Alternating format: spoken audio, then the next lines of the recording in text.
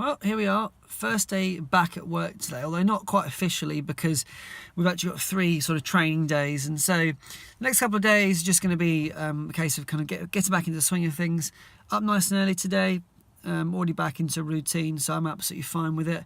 I just thought about on the way in positive mental attitude, and typically what happens, especially in this profession, teaching, and I don't know if it's the same in any other profession, when you have this holiday period off, what I've typically found is the moment you come back, day 1, which is today, you're met with an overwhelming number of people who are unhappy to be here, and the negativity in the air is always so obvious.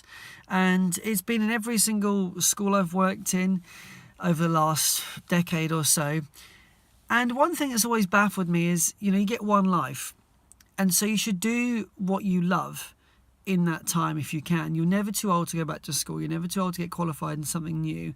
There's nothing to say that you can't change your profession. Even if you are a specialist in one area, you could make a decision to do something new. And okay, you can always adjust your lifestyle financially if you need to do that in order to accommodate. But the point is, if you start to think about how many people are in the world, if you had above your head a number floating to tell you where you are in the grand scheme of things, are you number 150,792 out of 7 billion people?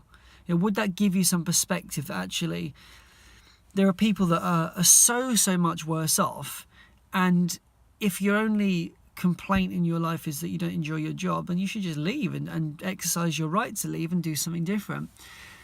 And so I may well be surprised today. I may well go in and find real positive energy, but it's very unlikely, and that's a real shame, because when you're educating young people, and actually when you're educating anybody, even in a workplace where you're just responsible for smiling in the morning and just making everybody's life a little bit better and giving everybody a nicer experience in the workplace, being positive is free. Having an attitude where you can be approachable and people feel like they can have a conversation with you. You're not going to be that guy or girl who just turns it around themselves and starts going down a negative path, because those people are very difficult to be around for a prolonged period of time. And so, back in the workplace, I'm personally excited about it. A lot of opportunities that are going to be coming my way in the next couple of months. I've got a few changes I'm going to be making as well, which I'll share with you at some point.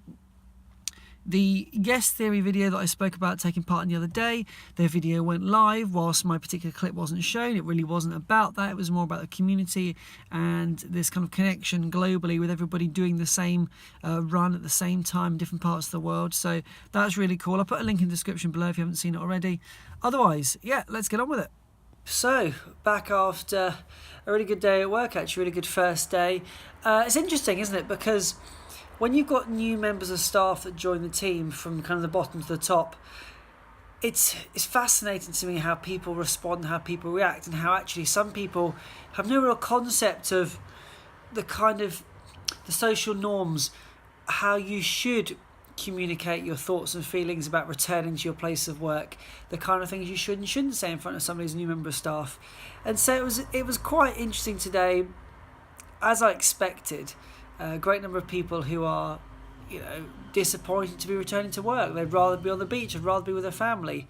Wouldn't we all? However, you've got to pay the bills, you've got to go to work somewhere, and somehow enjoy it if you can. And if you can't enjoy it, then look for somewhere else to go to work, because you get that freedom. You do get the opportunity to exercise your right to leave should you wish to. And we're talking today about teamwork and a little bit about leadership, and I was asked to kind of give an impromptu few minute talk about how to be an effective leader, and I'll do a little bit more on that in a separate video, because it doesn't really necessarily link to running, which is why a lot of people are subscribed to my channel. The majority of people subscribe to my channel likely because of that, or because of vegan lifestyle, or perhaps they've been referred to me through other people. But essentially, some of the things that come to mind for me are empathy and gratitude and communication, and the ability to support and model and demonstrate. So those sorts of things are the types of topics I touched upon in my short chat.